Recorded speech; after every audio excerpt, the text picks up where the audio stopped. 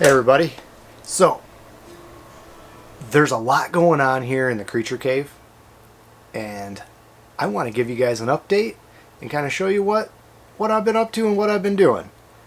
And some new enclosures. So, you can see here behind me that there is kind of a mess going on down here. There's a lot of boxes.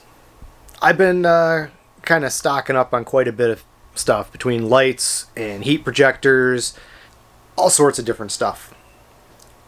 And we're gonna get the two ball pythons, which I haven't really shown on this channel at all, but we're gonna do an update on them and kind of talk about why I kept them the way I did and why I'm now upgrading them to basically their adult enclosure, which you can kind of see behind me here.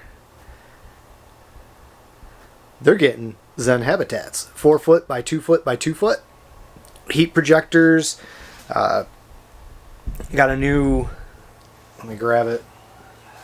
I haven't used one of these yet, but it's the Vivarium Electronics, the VE300 X2. So it'll actually run 2 different thermostat probes plus control 2 different heating elements. And so this is what I'm going to set up. It's actually going to be,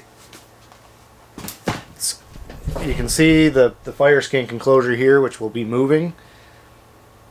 And then I'm going to have a stack of just the Zen habitats with Surgabiru, the blue-tongued skink, up on top, and then the snakes. And I've got kind of a neat thing so that the enclosures aren't sitting directly on the ground. They actually got them so they're going to be up about 12 inches. Got an aluminum dunnage rack from a restaurant supply company out of, I think it was Pennsylvania or something.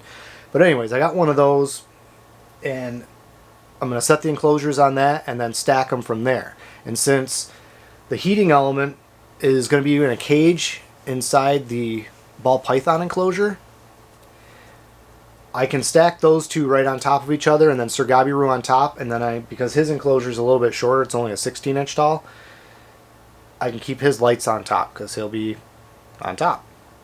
So anyways, I'm not going to film too much of this process because it's going to be a lot of just juggling stuff around, removing.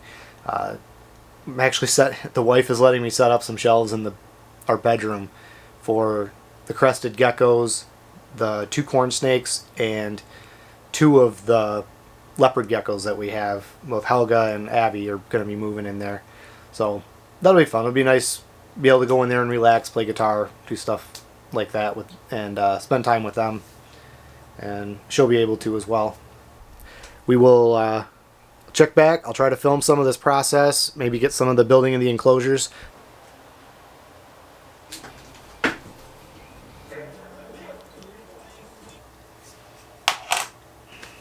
Alright, so here it is. It's another day in the creature cave. I finished up, as you can see, getting the 2 new Zen Habitat snake enclosures set up. These are a 4 foot by 2 foot by 2 foot. LED strip light for lighting that's dimmable, also on a timer. Got a heat projector lamp on the left side of each of these. But at any rate, those are on a dimmable VE300 Vivarium Electronics 300 X2, so it's a 2-channel. We're going to go with Jungle Mix on the inside. It seems to work really well in the tote systems that you can see here that the snakes are currently in. And I just wanted to touch base a little bit as to why I have them in totes as far as when they were growing up and now they're upgrading to the large enclosures. And the big reason for that, this guy right here was my first ball python. And I tried keeping him in a larger glass aquarium with the sides covered, and he just wasn't having it. He was a miserable snake, did not like to be held or touched or messed with at all. He was striking at us, and it was to the point where I was contemplating rehoming him because his attitude was so bad. And then I switched him to a smaller, shallow tote, like 2 foot by 16 inches by only like 6 or 8 inches tall. It made a world of difference with him. I mean, he's a really nice snake. You can touch him on his head. He's great now. But it was horrible.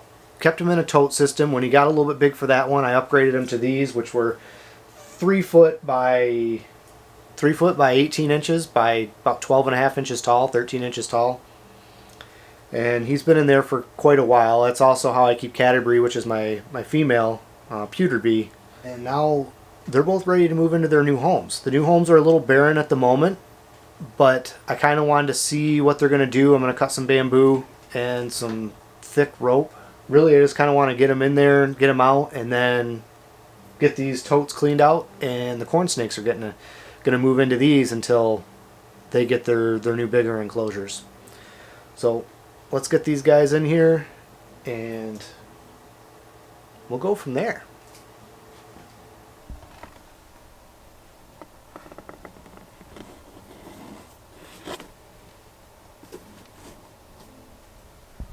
This is why I don't put live plants in with my pythons. One, because they've been in a tote, but two, they are just a little bit ridiculous on flattening plants. He's a very beautiful pastel leopard. I'm going to get the plant all straightened out first. Because once again, ball python, flatten it. The last time these two ate was probably about 4 or 5 days ago. So they should have a few more days to kind of get settled in a little bit before it'll be meal time again.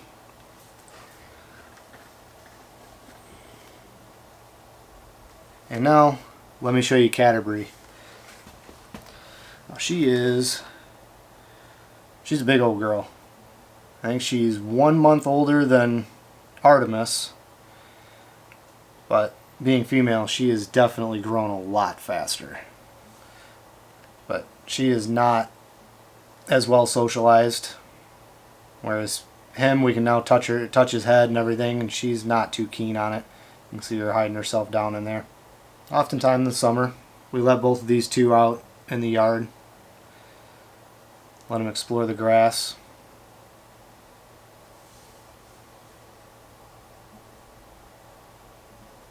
All right, check out your new home, baby girl.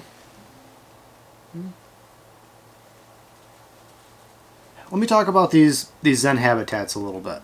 They're great enclosures, easy to build. They're lightweight when there's not anything in them, so they're easy to move around. They do have a tendency if you move them around to come apart, which would probably be only like 1 of 2 complaints that I have with them. Getting the paper off the acrylic doors. It's probably the thing I dread the most about these enclosures, and thank God you only have to do it once, but just, it's a pain in the butt. You cannot get it off in less than 100 pieces probably. Or I just don't have the patience to get it off in fewer. But having to do, 4 sheets double-sided yesterday, they're great enclosures. They work great. I actually used an aluminum dunnage rack. Move you a little bit, show you.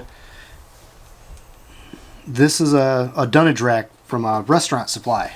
It's 12 inches tall, so I can still slide some totes and stuff underneath there, but it fits these enclosures perfect. It's 4 foot by 2 foot, 48 by 24 inches. Sturdy enough to hold, I think it was like 1,200 pounds or even more than that. These 3 enclosures are going to be no problem for it.